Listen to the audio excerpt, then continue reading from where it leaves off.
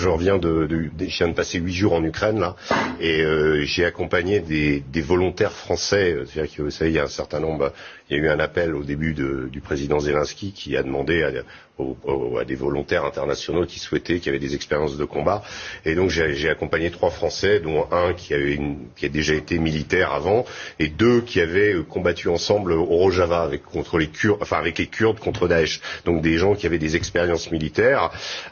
J'ai passé plusieurs jours avec eux et j'ai eu la surprise, et eux aussi, de découvrir in fine que pour pouvoir aller dans l'armée ukrainienne, eh bien, c'est les Américains qui sont à la manœuvre. C'est-à-dire que nous, on a failli se faire arrêter. On a été confronté à un Américain qui est venu nous dire « Ici, c'est moi qui commande ». C'est pas les Ukrainiens qui commandent, c'est moi qui commande. Je parle de la formation et de l'enrôlement dans l'armée ukrainienne de volontaires internationaux. Voilà. Le type m'a même donné son nom. C'est un ancien de la guerre d'Irak. J'ai fait mes vérifications. C'est un reportage qu'on peut retrouver dans le Figaro Magazine de cette semaine. J'ai été extrêmement surpris de la violence des propos de cet Américain, du fait qu'il nous a pris pour des volontaires au début. Quand il a vu qu'on était des journalistes, il nous a dit de dégager. Après, il était un peu plus... mais en l'occurrence, c'est moi qui commande. Vous enlevez les puces de vos portables, surtout les puces internationaux. On vous donnera d'autres puces, etc. Et ensuite, on signe un contrat jusqu'à la fin de la guerre.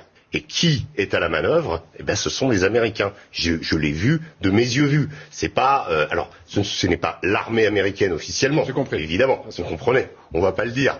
Mais en l'occurrence, c'est quand même quelque chose. L'empreinte des Américains. Ouais. C'est quand même assez significatif. On sait que là, hier, ils ont envoyé une centaine de nouvelles armes qui s'appellent des Switchblade, qui sont des sortes de drones qu'on envoie par mortier et ensuite qu'on peut téléguider. Donc des nouvelles armes. Officiellement, ils l'ont fait et ils vont le faire. Donc ils ont quand même opéré, par rapport à ce que dit Karim, c'est quand même la vérité. Moi, j'ai eu l'impression un petit peu, quelque part, que cette guerre, au-delà de l'aspect romantique, moi j'avais l'impression d'être avec les brigades internationales, et in fine, je me retrouve avec le Pentagone, quoi, en face.